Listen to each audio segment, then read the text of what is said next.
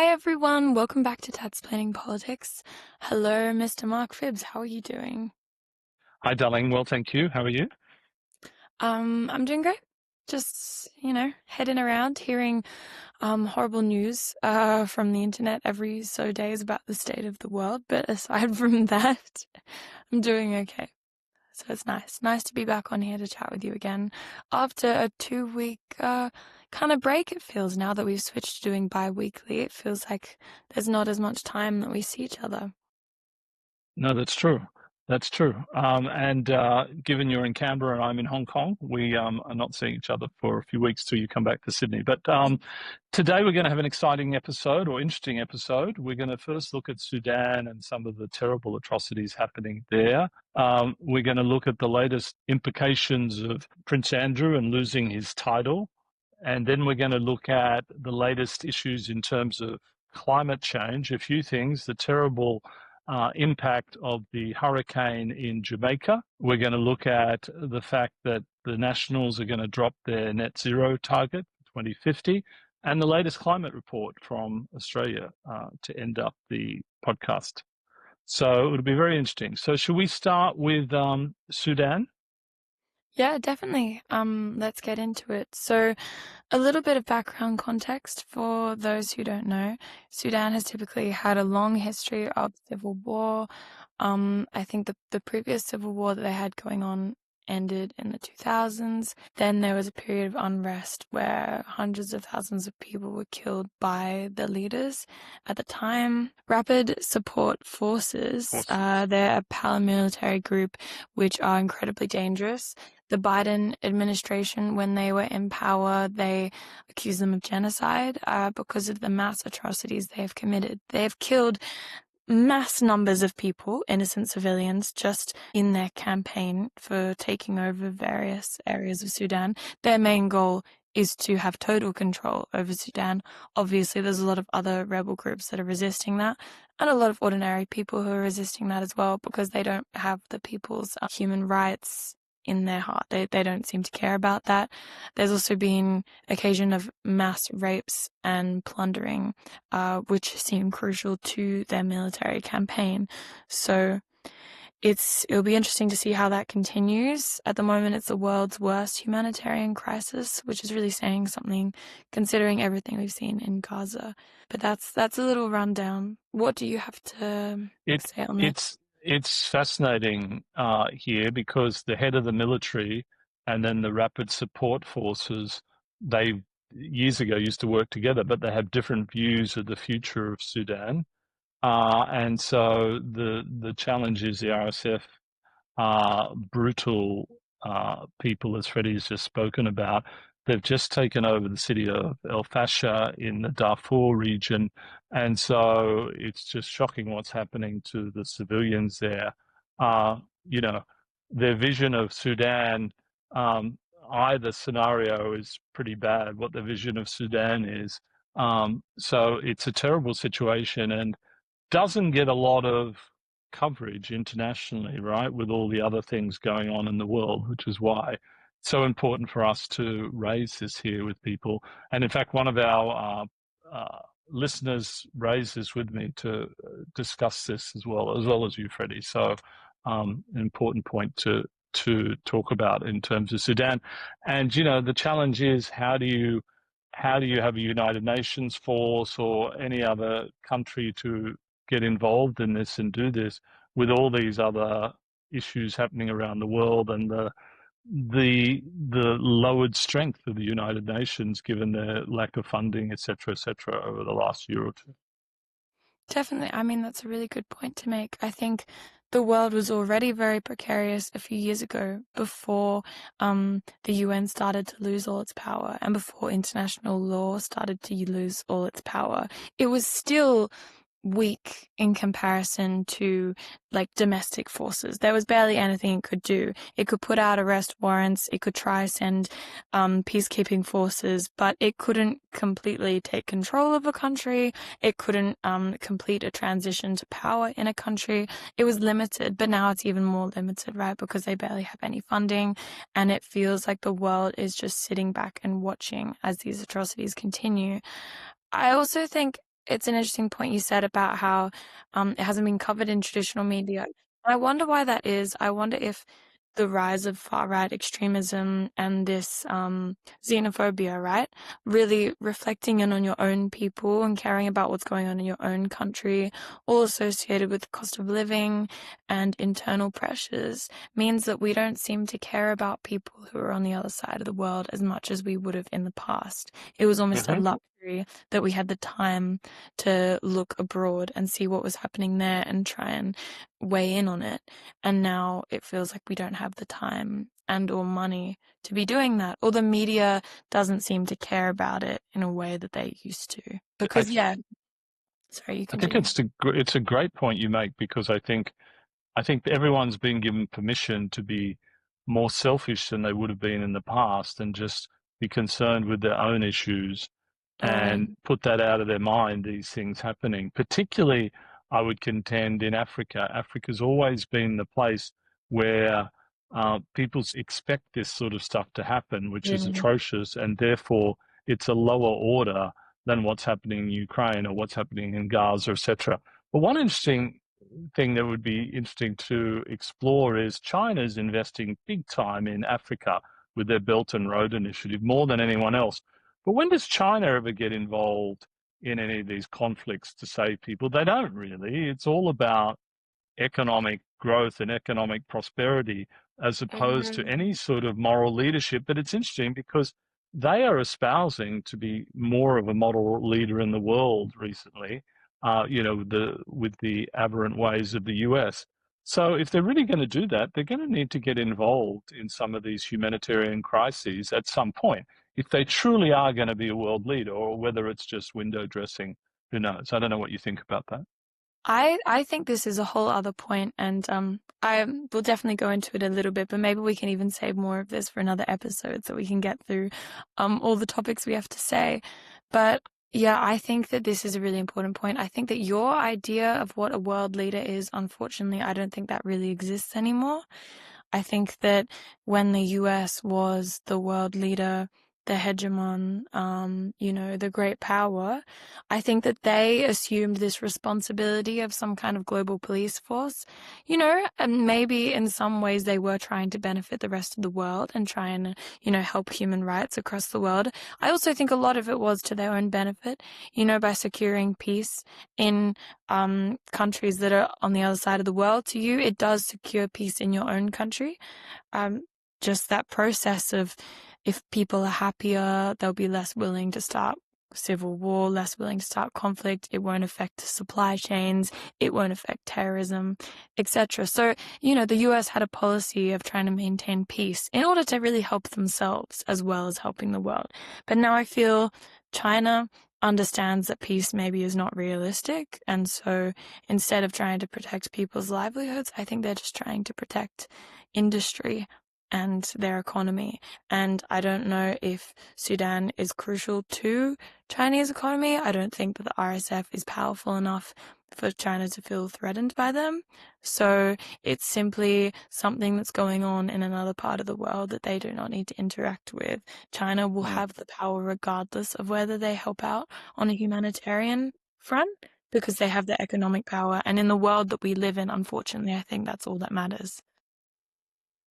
Yeah, very true. So, yeah, we may explore that in a future episode if people are interested in it, because it is an interesting thought that's Definitely. happening. So, I don't think Sudan's going to be resolved anytime soon. As you pointed out, Freddie, it's been going on for years. And it seems that people just want to try and rule in their own right. I mean, it seems Mhm. very unintelligible to me because clearly there's big forces on both sides. You would think you'd come to some sort of compromise scenario here if you were intelligent, but that's not the way things are.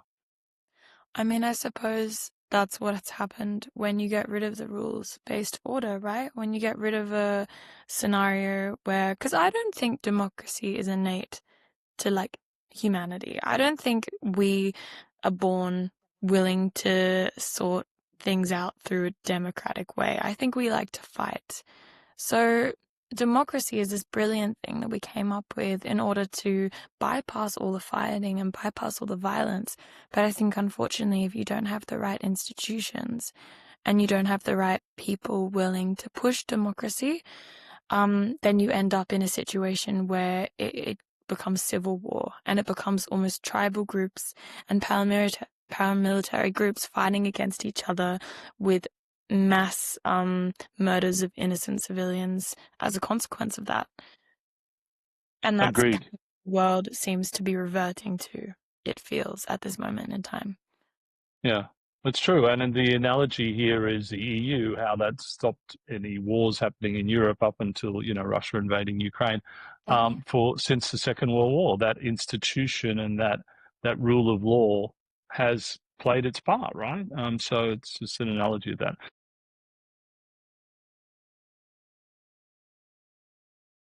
Let's change our pace to Andrew Mountbatten Windsor.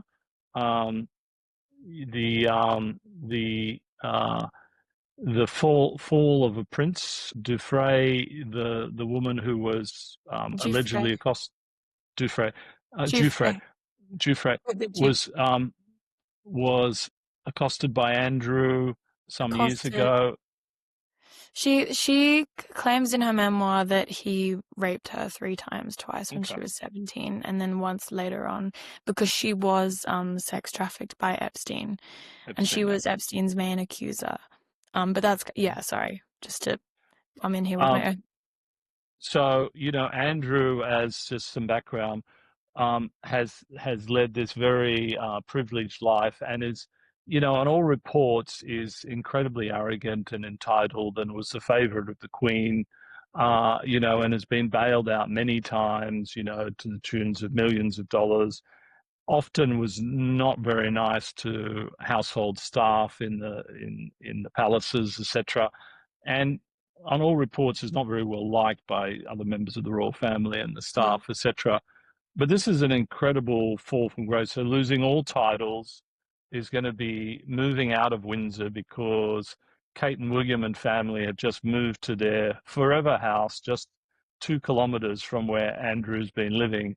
And so they don't want, I mean, this is an existential threat to the royal family, right? It reminds me of Princess Diana's death and public opinion getting out ahead of the royals reacting to it.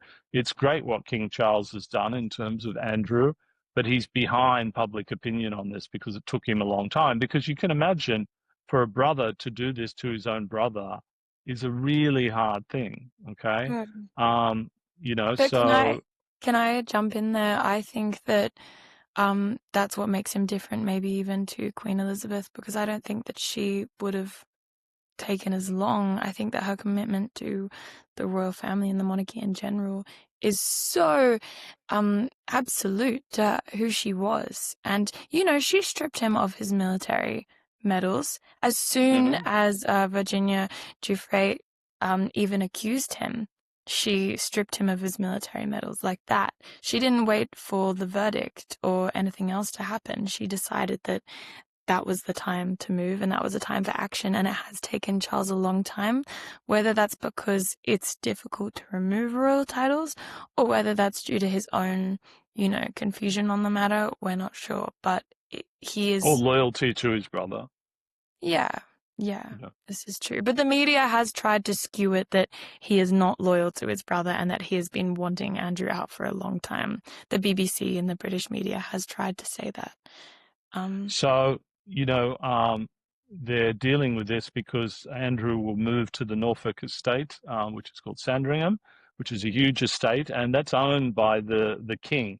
And in fact, it was bought to put Edward VII there to deal with another problem in the past with the royal family. So it's become the place where you send problem children of the royal family, right, to out of sight, out of mind. It's a huge estate. Andrew will be given a place there. He'll get support from the king, but no public yeah, apparently the supporting. king will be funding him still, Yeah, he his will. He will. livelihood and his rent, which doesn't feel like he's really alienating him from family life at all. I mean, I think we have to remember this is a man who very incredibly likely has raped a child Mhm. multiple times, at least one child. And that's really horrific. And I think it does poke a lot of holes in the idea of the monarchy, because the idea of the monarchy rests upon this age-old tradition that they are some higher form of being, right? Who deserves to be in a place of power and deserves to direct the people who live under them to a better life or a better way of living. But if one of those people is doing such horrific, disgusting things, it really makes you think, are any of these people in the royal family worthy of the position that they're in? It's, I understand why they're scared, because they should be. Well, I think, look, it raises that quick. That's why you've got to, it's having a bad apple in the barrel. You've got to get rid of that bad apple or infect the whole barrel. And that's clearly the thinking of the royal family here. The advantage of Norfolk, where Sandringham is it's rather isolated, 160 kilometers or something from Windsor. It's owned by the king, so nobody can complain about taxpayers funding Andrew. You But know, where he's does going to the lead. king get his money from? He's one of the wealthiest people in the Where UK did he through get it from? all his land holdings throughout Yeah, the where did UK. that come from? History, darling, history. From the people. From the So people. the question is, so you're right. I mean, he's supposedly Andrew has lots of friends in the Middle East, been offered a palace in Abu Dhabi, etc., etc. That's also an alternative, right? The question is, I don't think this is really going to go away. Now that Andrew doesn't have protection of royal titles, he may well be subpoenaed to appear in the US. And who knows how bad this could get for him? He might end up in jail or wherever. So incredibly damaging to Andrew, of course, and the royal family. And, it'll be fascinating to see where this goes. And, you know, you think about the human cost of all this on the victim's case side, and as well as to the royal family and stuff. It's pretty sad and tragic. I mean, it definitely is. And this is a little bit more of a conspiracy theory opinion I have. I think I've decided I'm going to start clarifying that before I say some of my more um radical, I suppose, opinions. So then people who are listening understand that I don't truly believe this, but it could be a reality or it could not. So this is a little bit of a theory, but I know that Virginia Giuffre did come out a few times on social media and said that she is in no way suicidal. She made all these statements about, wait, I'm gonna cut this part out. I just need to see. How did she die? Because I'm pretty sure people said that she committed suicide. She did commit suicide, yeah? Okay, That's yeah, what the okay. Australian Well, authorities okay, said. let me In check. Australia, in Western Australia. Okay.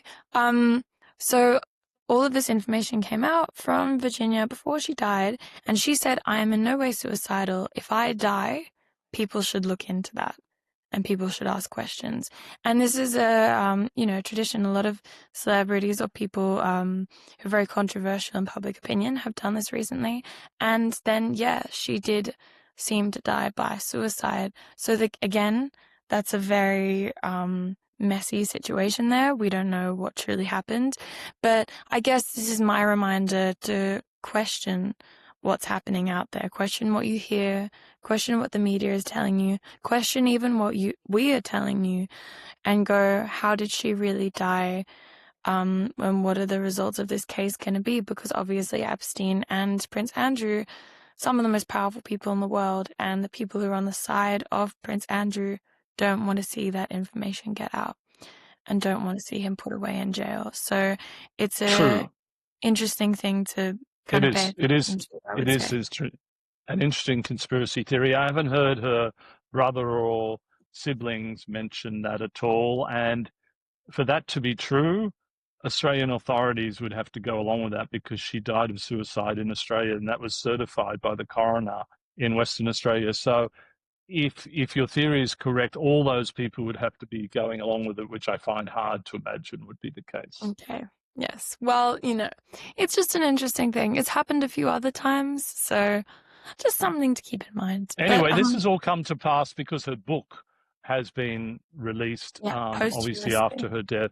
and so all this is in the book. So yeah, tragic um, situation, and the response from the royal family was, I think, very good from a communications point of view, saying, we're thinking about the victims, and our concern is for the victims, and so it's very good because Camilla actually works with female victims of domestic violence, etc., and violence, sexual violence. So I think from what I read, she was a big proponent of Charles to take action on this as well, because how could she be leading such a cause?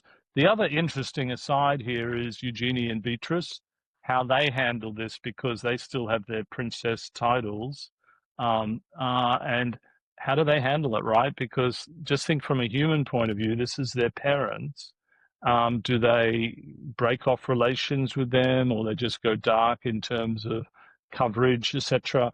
Do they still go to the Royal Christmas at Sandringham? Who knows? So it's very difficult for them as well, you can imagine, from a human point of view. Yeah, but I feel like you're even saying it still from a royal responsibility point of view, like really from the human point of view. Like Fergie has admitted to sending money to Epstein. She's admitted to being aware of what was going on. These are these two women who know that their parents were involved in a child sex trafficking ring.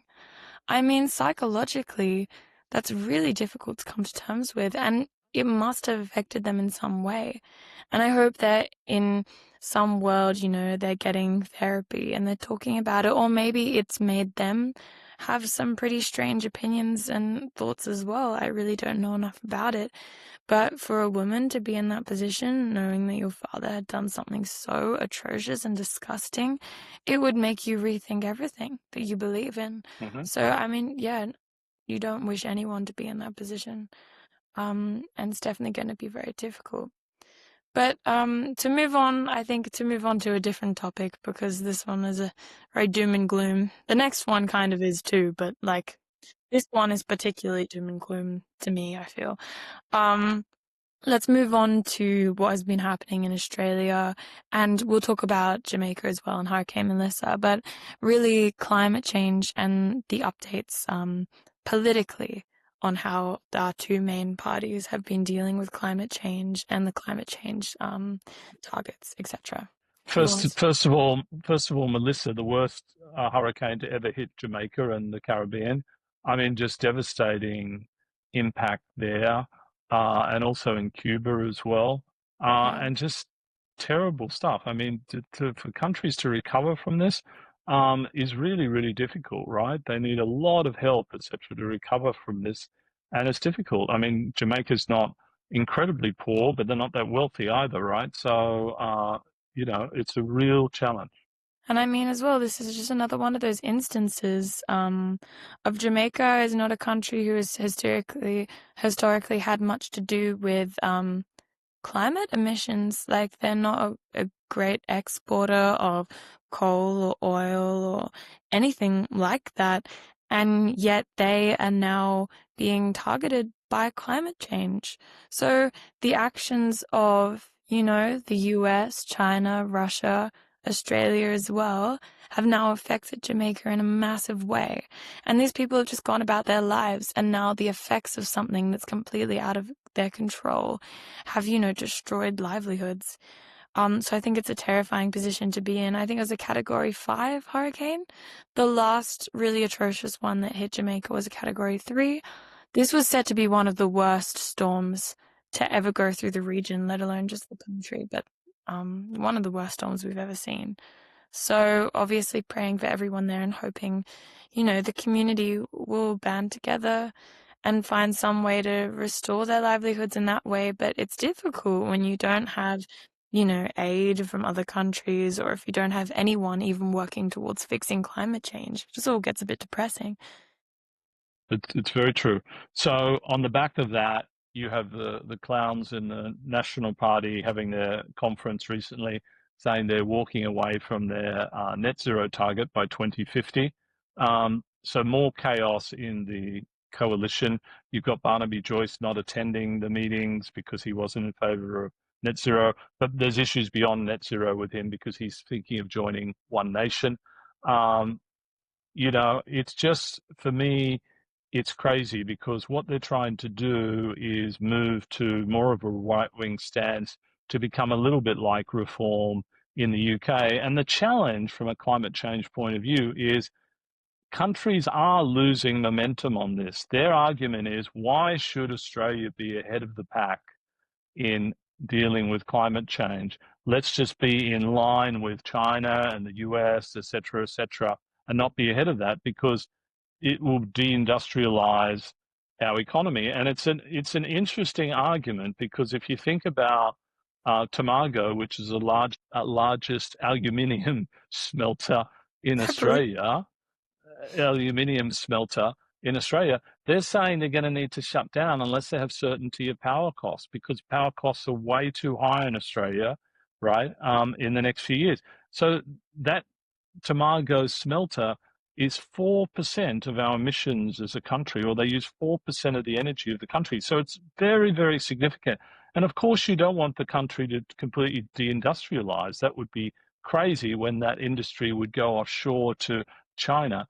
So that's the big policy question. Freddie, I don't know what any thoughts you have on that. I mean, as you probably guessed, I have a million thoughts. I have so many thoughts. I think that, you know, it's taken a very long time for us to get to this point. Australians, they say that we are ahead of the curve. We are not. That is based on per capita, so that's per person. Australia, as I'm sure all of you listening know, has a very small population compared to the rest of these countries we're talking about. So actually, per person, we do have very high emissions still. We do. And I'm going to ask you again another question. Listeners, are we really comparing ourselves to what the administrations of the US and China are doing right now? You think that the leadership we have is the same as the leadership that they have over there? And also, it's all well and good to ask these questions about protecting one industry in our country when the national climate risk assessment that the government orchestrated, so they put a lot of money into it, got a lot of scientists, experts in their fields, expert academics in their fields to do this risk assessment on how it would affect Australia, not how climate change would affect Jamaica, not how it would affect the rest of the world. Purely from a selfish point of view, how would it affect Australians? And if you read what they found out, it's really horrific, actually. So some of the statistics that I have, just a few, feel free to take a look at the risk assessment because it's really quite interesting, but quite horrifying as well, is that more than 1 million Australians will be exposed to rising sea levels by 2060, more than 1 million, as in they will have to move and relocate. That's a big percentage of our country. By 2050, the cost of disasters that are created by climate change, so worsened hurricanes, worsened flooding, worsened bushfires, all of that is expected to cost over $40 billion to the Australian economy. 40 billion, which is obviously a massive amount. And that's the lowest amount that it will cost. That's the minimum cost of climate change on our country. And then you're also going to look at it like there's going to be severe threats to water security. Food prices are going to go up, up, up to unprecedented levels. And there's going to be a 400% increase in heat-related deaths. If you look back to some of the heat waves that have been happening in Sydney and across the country, recently there's been a lot of elderly people struggling with the heat and unfortunately dying and overtaking hospital rooms. And this is going to increase by 400%. So I think we're at the point where it's not the time to be like children in the playground and to be arguing about whether climate change is real or not. I think that it's time to decide, do you believe in it or do you not? And if you believe in it, you really have to get out there and start making a change because expert climate scientists and scientists across the world, including the late Jane Goodall, believe that we have crossed too far. Emissions have gone too far. They think that there is no turning back. We have reached the 1.5 warming worldwide that scientists have been warning us for since the 80s will be an irreversible turning point in the Earth's climate. And we've reached that. And is this ringing alarm bells across the world? Not as much as it should be. So Agreed. I get tired talking about whether one company is going to go under when we're talking about the fate of the human race itself. Mhm. No, no, I agree, Freddie. I mean, I think the majority of Australians agree with that. We need to go as fast as we possibly can to renewables. We need to investigate over time these small nuclear reactors, etc., in order to provide the level of power that AI and these aluminium plants require. Okay, and we need to give assistance in the meantime to help with this transition. I think the stance of the National Party comes from a point of fear. In the past, that's how they've won elections, etc. And the sad thing is, it's the tail wagging the dog again with the coalition because the Nationals are actually rather small, 4% of votes, etc. And the Liberal Party is larger than that, significantly larger, like 20% or something. But, you know, this is a big threat to Susan Lee, the current leader. But I just think the coalition is making themselves even more relevant because I don't see a full right wing party taking Irrelevant. off, Yeah. irrelevant, taking off in Australia because of our compulsory voting. I think it's a very different scenario to the UK. But I just feel like it's a waste of time with so many issues in the world. You know, it'd be nice if people get on with things and just work on the things that are going to be impactful rather than trying to take us back to the 1950s. I completely agree. And I love how you ended that. I'll just add one more thing as well that I thought was interesting that Chris Bowen said. Because, obviously the Labour government has things to work on too. And Chris Bowen Sure. does too. But he said, interestingly, in response to David Littleproud's announcement, he said, regional Australia has the most to lose from the effects of climate change and the most to gain from taking action. And that's really true. I mean, you look at the cities, you look at like the wealth balance, you look at regional Australia and suburban Australia and think that climate change is going to affect everyone, but it's going to disproportionately affect regional Australia. And why it's almost offensive and disgusting for the people who are representing regional Australia to be so against, um, protecting them and so against Hmm. protecting their livelihoods. It's just Yeah. not realistic, to what's the right option to take. But yeah, But you know, they like these climate wars, right? I mean, the tragic thing happening I was reading about in the country today, anyone who's putting wind farms on their farms, they're being ostracized by their local communities. Their kids are being bullied in school and that sort of thing because of people feel like that's an evil thing. This is what this whole climate wars has done. It's a bizarre scenario of it what's is going on. bizarre because any of you like listening as well, if you think that wind farms are evil, why? It's not affecting you. Like you're not having the wind farms on your land. Does it really affect you if someone else is doing that with their money? I know this is a strange thing to be getting mad about. There's so many other things going on. But I That's think true. that's almost a good close to our episode today. Maybe you guys take some time, go on a walk, connect with nature again, because there's a lot happening in the world right now. And I think we got to stick together. Got to have some hope every now and again, I would say. I don't know what you want to add to that. No, it's a great way to finish. Great chatting with you, Freddie, and Chat thank you with for you as well. listening. And we'll speak soon. Bye.